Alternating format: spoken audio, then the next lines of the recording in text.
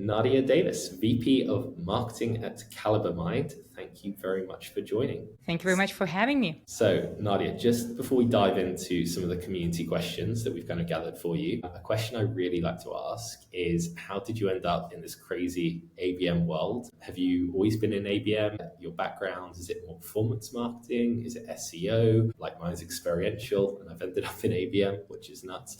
And then also just some context, without giving away any trade secrets around kind of like CalibreMind itself and how you operate, because every ABM team, has a bit of a different infrastructure to run. Just some context around that would be wonderful. Absolutely. I'm actually going on closing out my second decade in the world of B2B marketing, being kind of on the company selling to companies side of things. Hopefully, I'm not dating myself, but this specialization of what we do, I feel like it's a very rather new thing. Back in the day, you could be on the brand side of things, product marketing side of things. And sometimes it was a blend that would also bleed into kind of the demand gen side of things. So you did not have the specialty within like all of these very niche digital roles that technology kind of exacerbated recently, I feel like. So, I mean, I'm lucky in a sense where I got to try all of these things when they were still nascent, when they were still up and coming. And I remember when LinkedIn paid advertising was not a thing and how LinkedIn came about with, the whole paid advertising thing. They ran this program, which was called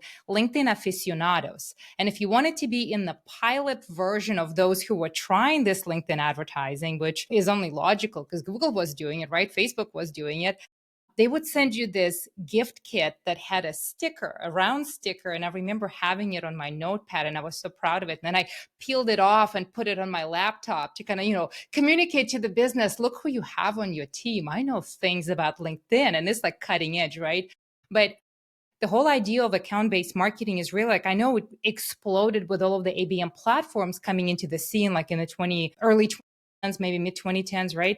But it's nothing new because when you sell to companies, it's account-based marketing because you sell to accounts, right? And I know that it's easier to kind of think about the lead world because all of our systems are built for people first. Think about your marketing automation platform and how it's set up. If you think about, rows and columns, it's people first. Salesforce, it's people first, which is like counterintuitive because you really do not sell to people, you sell to accounts, unless you're in the world of small businesses where your decision maker is the business, right? That's a very nuanced use case. But I've been in multiple SaaS companies. I've, sold software, data as a service, infrastructure as a service, marketed to different audiences. Some of them are harder than others. Like one of the harder ones, actually, I don't know which one of the two. I had two really hard ones. Developers, like they're inherently allergic to all things marketing. Like you have to find a flashlight and shine in the dark corners of the basement to find them, say, hey, I want to market to you, right? And then they want to make sure they get rid of you in time. And then I also marketed to government audiences, which are also hard just because they are very risk averse and they would rather do nothing and not engage than do something that ends up on the front page of some newspaper and it's just bad news when you're on the front page, right?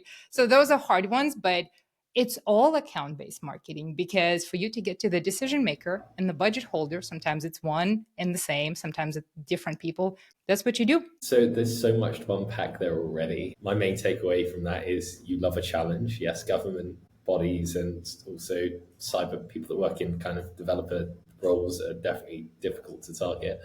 And also, that's just a great kind of summary of ABM as a whole. I've kind of stopped asking that question, but maybe I should kind of bring that back because there are so many definitions. But I do love the way that you kind of articulated that, Nadia. So no pressure, but we're going to jump now into question one, which came in from Mustafa Chowdhury, and he runs ABM at HackerRank. Speaking of targeting developers, and he asked the most very fitting question actually for CalibreMind. What's the most actionable data for your use case that translates directly to tactics or program scenarios that you use today? And I think to give you some examples of what he was looking for is obviously if people just move jobs within the first 90 days, that's like a good one to use. But also to some degree, it's, kind of overused, or, if a company raises money and funding. One other example. I don't know. Have you got any good other data points that you like to lean into? Oh, absolutely. Actually, I could use the story of how I became a client of CalibreMind before becoming the VP of marketing at CalibreMind. Because I feel like some of these use cases that the ABM platforms kind of trained us to think about as the easiest, the lowest hanging fruit, sometimes they are, like you said, overused. In other times, it's the technology sending you the signals, but the latency is there and you contact the person. I mean, I'm on the receiving end of this. I mean, I've been at CalibreMind for 6 months. I still get emails. Hey, Nadia, I noticed you just joined CalibreMind. Congratulations. I'm like, well, that ship has sailed, right? But there's always Just that keep this latency. And party going. exactly, exactly. Like they tell you that, the right message at the right time to the right person. Well, that right time was like 5 months ago. You're late. But the technology created this latency, right? But I think what matters in how I became a client of CalibreMind is that I was in the world where we were very much going to market as an account-based marketing approach first, right? Selling into one of the two audiences that I mentioned, government audience. And when you think about government bodies, it's never one person buying, it's a whole group of people, and it takes a long time. So being able to stitch together this account journey or the buyer journey across multiple personas, across multiple departments, across a timeline that in my case sometimes would be 18 to 24 months, and be able to go back to the business every quarter and say, hey, this marketing team did XYZ and this is why it matters, right? Because when you think about borrowed trust that marketers get, like here's the money to invest into whatever you're doing, buying a big ABM platform or putting budget behind ads that you're hopefully strategically deploying to segmented audiences within these accounts, right? Like it's a lot of borrowed trust that you have to continue nurturing until those deals are closed and you actually have your sample size to show that, hey, this converts, right? CalibreMind was that tool that allowed to pull that data from multiple sources. And I'm not talking about the typical my LinkedIn stuff, connect it to my Salesforce, maybe get my Google ads going and you're golden. I'm talking about anything and everything. ABM platforms do a great job living in the account-based world, but they lock all of the insights in one place. Now try bringing them in, try mapping them to all of the custom objects in your Salesforce, opportunities, activity custom objects, all of that. And it's easier said than done because you always run against technicalities, especially if your go-to market is unique. Now, what company is going to say that theirs is not? They're in business because their go-to market is unique, right? And that level of customization of being able to bring that data and aggregate it at the account level, create account scoring, create all of the buying groups, make it easy to deliver to the salesperson. Hey, look up this company and look at all the things that they did. Now you have a story to work off of when you engage with the next person. You know what has already happened at scale. So to me, that is the most actionable data. It's not like who got hired in the last 90 days, because maybe they haven't even figured out what their job is yet. And you're already, trying to sell them something. And, not the funding, because you also don't know all the nuances and the intricacies of how that trickles into a budget that opens up.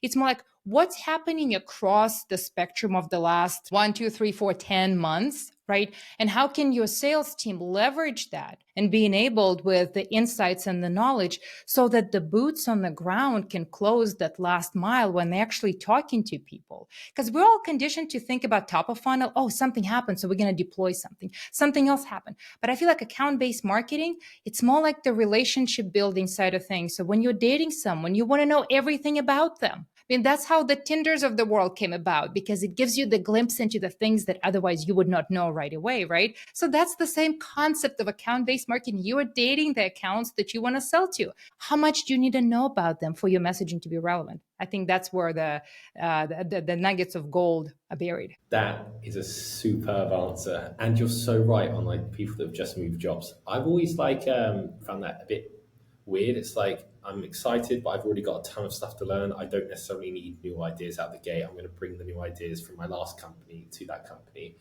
To summarize what you said, yeah, the contextualization is everything.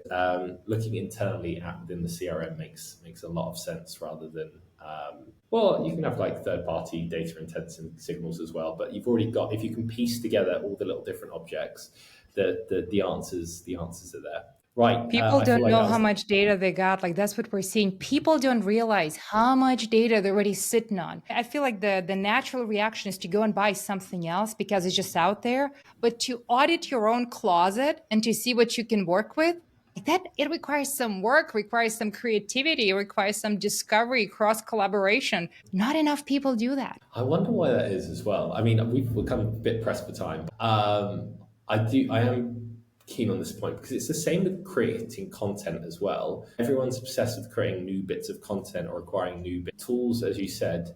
And there's something nice about it. Like, I love sitting down and like writing a blog, or I used to, before ChatGPT kind of stole the fun of it. I mean, I still do, but actually, there's probably more actual impact value in like Botoxing an old piece of content in like 5 different ways for 5 different accounts. It's like the emotion, like that wouldn't bring me as much internal joy, right? Like I don't feel like I'm making as much progress iterating on something that's already there, even though that's probably the right thing to do. Or, for example, to use your context, exploring data points that already exist rather than seeking new. I'm getting too deep into the psychology, and I'm no doctor, that's for sure. I'm just curious what I anyway. think it's just a natural human reaction. We get excited about new things, things that you have to discover and maybe get surprised and wowed by.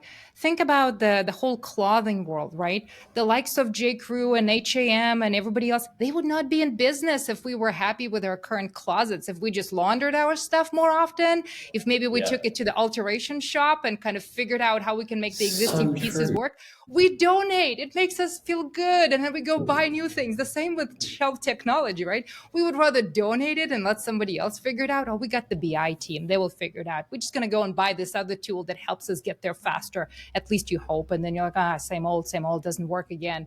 But I think it's very consumer-like behavior in business. Interesting. Yeah. I mean, this could be the whole episode could be on that. It could be. I'll let you move on. But we'll move on. Yes. Challenge 2 came in from Gabriella Sellers at EY, Ernst Young. I would just like to give Gabriella a shout out as well. I think EY arguably have the best ABM function set up I've ever kind of like listened to or heard. I haven't obviously experienced it, but from what Gabriella says, it's insane. And they call it marketing excellence. They don't call it ABM. However, her question as a large organization is how can ABM teams in large, complex organizations adopt small business innovative mindsets, So I think some companies employ intrapreneurs as opposed to entrepreneurs, to kind of keep that innovation going. But when it comes to ABM at enterprise level, what would you suggest, Nadia? You know what worked best for me? And it's really up to the individual who is either leading the ABM function, however high or low on the totem pole, if you want to kind of, apply that metaphor here, you are. If the initiative goes top down, where the top executives, the department leaders say, okay, this is how we're going to do it.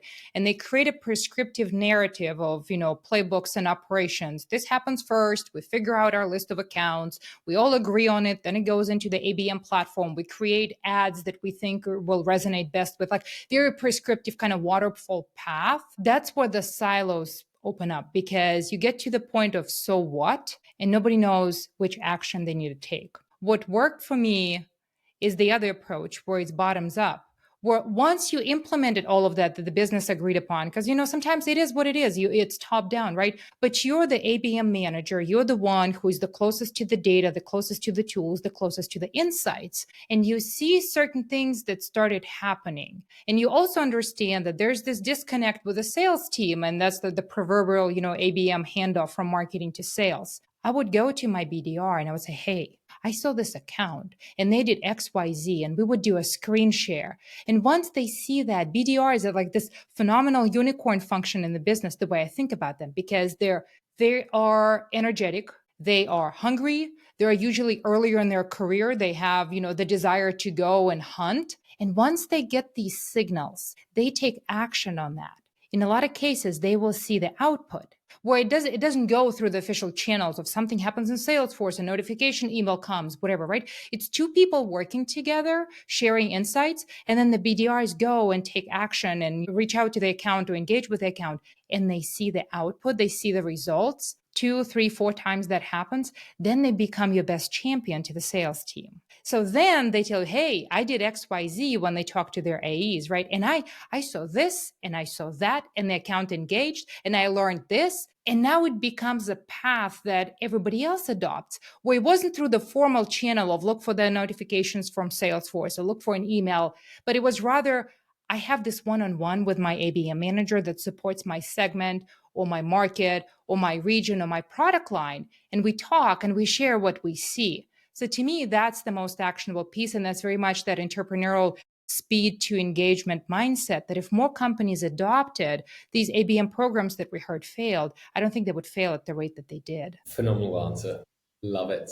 I also, I mean, I don't want to get cancelled here, right? But I'm gonna say it anyway, and maybe we edit it out. But I think there is something in there. The bottom up is good, but one thing I've noticed is like, especially at startups or small companies, it doesn't really work hiring like really senior VPs out the gate or stuff. And what you mentioned there about like these young BDRs and stuff, or even me like 10 years ago, my ignorance was bliss. And if like I didn't have any rules, but it was like, get me there, I would try so many different things. Whereas now, even now, I'm like 10 years on, I'm applying the frameworks that I kind of know. But to some extent, I'm always like catching myself to think, is that at my detriment? Why am I playing to what I know? Why aren't I exploring new paths? But to, yeah, bring that back to Gabriella's question, I think that is a really wonderful way to kind of frame it. Like, don't impose kind of like core solid frameworks, but like give them the power and freedom and the autonomy to kind of figure it out on their own. Okay, so challenge 3 came in from Mason Cosby, Scrappy ABM. I love Mason. I think he's in Atlanta, or he's definitely on East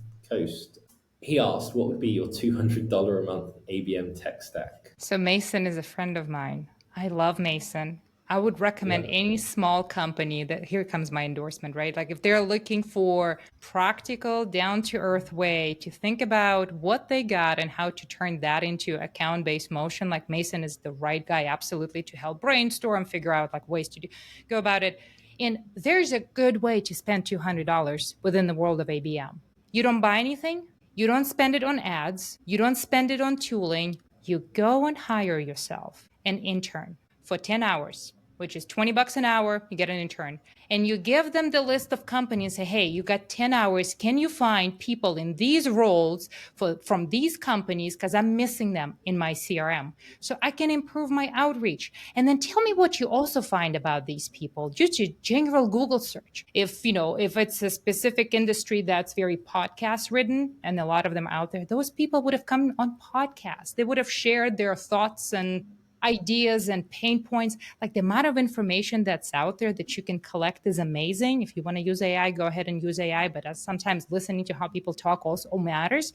So that's 10 hours of intel that you can get on the right companies. And if it's just 10 companies that you get that on, that's what you didn't have to multi-thread and kind of get deeper into the relationship with these companies. So hire an intern. Love that. Yeah, we haven't had that answer yet, so that's superb. Challenge 4. I'm curious how else you can spend $200. That's not a whole lot of spending. Well, it's agreed. It's just more like and I think Mason's answer, because I asked him, it would be the same as mine. LinkedIn Sales Nav for sure. ChatGPT subscription, like for $20. That's a good one. $30, and then maybe like Phantom Buster or something like RB2B or something that gives you some kind of identification on the data. But yeah, I think the question's really great because limited budget, more constraints mean more creativity ultimately, which is kind of fun. Speaking of creativity, challenge 4 came in from Damana Markova, and she asked, I worked with Damana like 7 years ago. She's awesome. She now runs her own social media agency. She asked, what's the most creative way you've solved a problem with no budget? So basically piggybacking off the last question, but like maybe an actual case study or an example. So, I mean, actually my intern suggestion comes from personal experience with a case study. There we go. My challenge was big, messy CRM that had data at all levels that was not connected in ways that I could use technology to kind of segment and deploy advertisements against those accounts and bring insights back into the CRM. So I did hire an intern who was, she was amazing. I mean, just hiring an intern, it's a process within and of itself, finding the right person, knowing that they are at the beginning of their career, they have very limited skill set. So how can you find the right skill set, the right level of curiosity where you can then train and invest into that person for them to be very valuable within the very narrow scope that you give them? And for me, that person was her name is Sophia. She came from University of Texas. Now she works for Google, which I'm very proud that I trained her enough to go to Google, because that was her first big job. But to that point, the things that she helped me do in terms of stitching data together, manual scrubs, Excel list uploads, and someone with grit, someone with the desire to learn, someone with perseverance, those are hard skills to find. But if that's the type of intern that you can afford with a limited budget, there's no end in sight in what you can do. Creative side, same thing. If you find the person with the right eye and the right kind of marketing taste who can help visualize your ideas, like you don't need that, that sepia hue chat GPT image creation. You can do amazing things with way less than what you would spend otherwise. So that's a good path, not for everyone, but if you're willing to invest into that and have patience and train people, I think the payback is amazing. Nadia, maybe I could come work for you and you can get me a job at Google afterwards. That It sounds just like a depends what superb you're career willing to path. put into it. Well, yeah, I don't think I'm as good as Sophia, but also, no, I agree. And again, that could be a whole nother episode on like hiring interns. We've hired lots before, very hit and miss. Only since you start doing it, when people go, "Oh, we'll work for free," you realize how much actually cost is associated with that, like the training element to it. So just being a self-starter really does help. Challenge 5 came in from Stefano at 6 cents, marketing director at 6 cents. He asked, why are some organizations unable to move past lead-based marketing, even when ABM would be a better fit? Well, that's a very, I shouldn't probably say that, but I'll say it lightly, a self-serving It's question, okay, right? yeah, for I mean, sure. I know 6sense. I know Demand Base. I was a user of Tribler for a very long time. I'm a user of Rollworks. It's like that world is very, very kind of near and dear and understandable for me. But I think when you have decades upon decades of people applying a certain mindset to business logic, which is lead to opportunity, saying, why can't you change fast, is one of those kind of hypothetical questions. Why couldn't the sun rise, at a different time? But I think what's also important, all of our business processes are very much built for leads first today. Think about your Salesforce, think about your Marketo or HubSpot. It's all people based. So like now you're bringing a different type of technology, even though it's a decade old, but no development took place in any of these other platforms, that are systems of record and systems of truth, your CRM, your map, right? The platform of engagement. You're very much engaging people, and nothing bridges the gap to connect that to accounts and have that intelligence level that's applicable to accounts. That's why, companies like CalibreMind have a place to be. And that's how I became a client of CalibreMind. That is that bridging gap tissue that allows you to do creative things with your analytics and change your data in a way that allows people who are not marketers, who are not in the weeds, operating all of these platforms, actually understand what it matters. Because if somebody asks you a question, one of those board questions, what's your cost of acquisition? How are you going to do that? Like your ABM platform does not have the level of intelligence and analytics and depth and data lineage for you to double click into things and ask or answer that question legibly. And what happens when those questions are asked, marketers sometimes overcount, undercount, the trust is lost. A conversation of, basic business metrics turns into a debate. Marketers walk away from the table being very upset, feeling like they're not taken seriously. They don't have a seat at the table, when in reality, the infrastructure is not there for the business to understand what marketing is doing at the account level and how it relates to, the business outcome that's most important, which is revenue. So to me, it's like this gap is the driver of why people still think about leads first, because the infrastructure is there. Really good answer. Fine. Okay, so these are some really fun ones.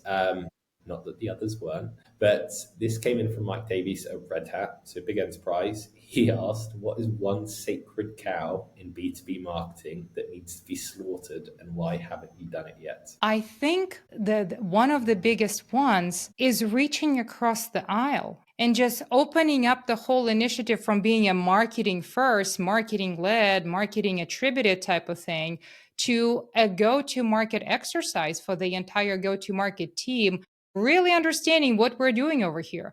Because in my experience, in a lot of cases, sales would, there would be some kind of a quarterly meeting and sales would be like, oh yeah, marketing is doing that account-based thing. Or can you do some ABM on this account? And to me, like, what does this mean? The way you word it, do some ABM on this. What does this mean? Like this understanding of ABM being a tactic, ABM being a collection of tools that work together to do something, and then you kind of go about the output the same way that you always have. It's like this disconnect of what it is. And part of it is socializing the message. Part of it is being able to explain what you're doing.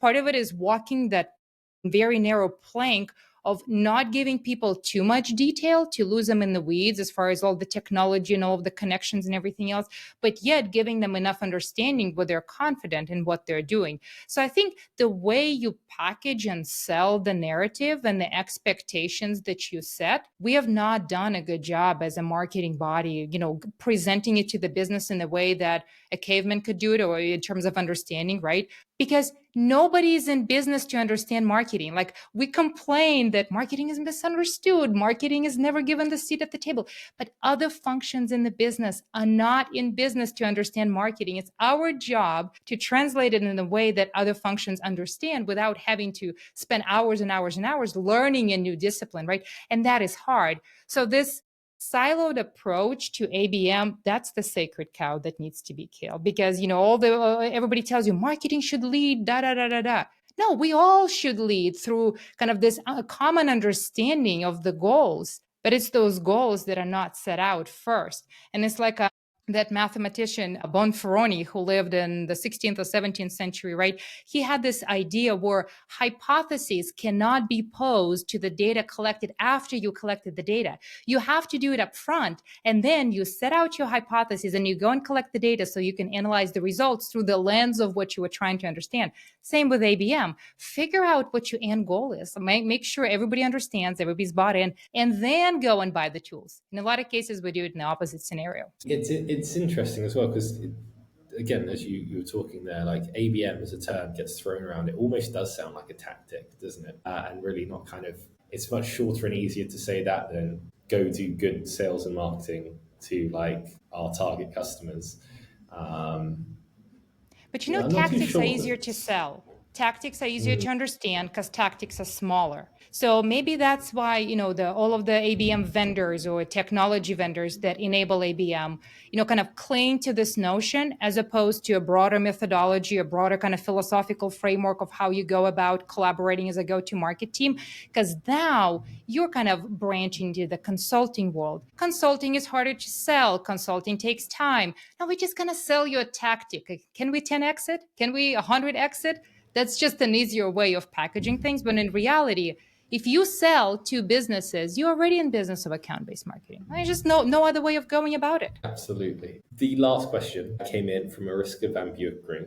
So she went for lunch with her. Her husband has a restaurant in London. Feel free to visit last week. And we had a good chat about this. And I think it's a really difficult question to answer, but maybe that just shows my inability to be very good at this. Well, let's try. I don't know. Asked, how are companies embedding diversity and inclusion into their marketing strategy? And Mariska has like a B2C background. We're moving into B2B. I can clearly see how it's prevalent in the B2C space. I still don't know how much weight it carries in the B2B space, but that was her question. So if you have a smart answer, that would be I think it's a really good question. The way I think about diversity and inclusion, I think about all of the backgrounds and experiences that are valuable to kind of get a broader picture of what's going on, that sometimes people either choose to ignore. They choose to maybe not bring into a bigger conversation because sometimes it feels like it's besides the point. We already got everything figured out, right? Or sometimes people with these diverse opinions and kind of maybe contrarian, some may say that my opinion might be contrarian. I don't want to voice it. So not having this safety of just voicing your opinion just for the sake of being devil's advocate, or maybe just trying something at whatever level it is, right? That creates that perception of uniformity and homogeneous kind of body of decision making. And I feel like that's how companies get on the slippery slope of this groupthink, where you end up with something which is like completely disconnected with how it all started. So to me, creating this environment, and then this is very much like one of the cultural values at CalibreMind, creating this environment where you can voice your opinion and we can have a healthy argument about it. And maybe If I'm wrong, I will admit that I'm wrong, and I will not be scared to admit that I'm wrong without losing my whatever political capital, whatever it is, right? It's not the mindset that everybody adopts, but it's the mindset that's very, very valuable. And sometimes a person with that, contrarian opinion might realize that, yeah, what they thought or they ideated does not really fit, but they kind of come to that realization themselves because their opinion is respected, it's heard out, and they realize, oh, thanks for hearing me out. I realize how it doesn't fit because you gave me the benefit of explanation. I feel like it's the human side of things. It's just that decency and respect to your coworkers and your fellow human beings. Just, you have an opinion. Your opinion is based on the experiences that you have. I have no insight into your experiences, so please do share. That's what's important. That's a really great answer. You have been phenomenal. I did lie to you very quickly. I'm so sorry. But that is the end of the guest questions. The last two super quick questions. We build a lot of tech at ABM Answered. If you could invent a tool or technology, and it doesn't have to be marketing related, it could be like a smart fridge or a bath that runs, I don't know, so that when you get back after a hard day at work, it's already there. I don't know. What would it be? Have you got any I have inventions off one. the top of your head? I Go for have it. one. Like, the easiest one would be like, can somebody out there please create a collaboration feature in all of the LLMs where you can share your GPTs, your custom gems, like your conversation history with a link with someone else on the team? That's the diversity inclusion. Let's include everyone in ideation, right? So that would be one. But if I were to create a tool, wouldn't it be nice when you go to events and conferences? Like, I feel like that's the hardest marketing channel for people to collect data and insights and names to figure out how can we attribute this exorbitant event spend to revenue. Would it be nice if there was like some kind of a app on your phone, which is like a blend of, say, Siri and Zoom Info, where it listens to all the names, it looks people up, and then in conversations without you scanning their badge or you asking for their card or you getting their email address, right? And it creates this nice spreadsheet that maybe then there's a workflow that runs and puts it right into your Salesforce or whatever system you have, Microsoft Dynamics or HubSpot CRM, appends a campaign. You come home like, hey guys, this is what we got from this event. I know it's not there, but wouldn't that be nice if somebody could do that? Yeah, you're almost like you don't even have to be like a snaky or BDR. You just have to employ like loads of ninjas to stand close to people and overheard at X conference, and it kind of like feeds it Maybe in we that need way. a sticker. All conversations are being recorded, and that's your GDPR compliance. Yeah, GDPR. Woof. Right, final question, Nadia. Do you have a question for our next guest, or I'll ask it a couple of times to get some answers. Yeah, I would love to know this. Like, LinkedIn is buzzing again, talking about echo chambers. LinkedIn is buzzing with this notion of personalized outreach through AI. Given that the world of ABM is very much relationship and knowledge about the account based, right? How do you think about this personalized AI outreach, the good, the bad, the ugly, in the world of ABM? Great question. I have my own strong opinions, but I will hold those until I'll ask a couple of people. Nadia, thank you so much for joining. Absolutely. Thank you, Sam. It's been a pleasure.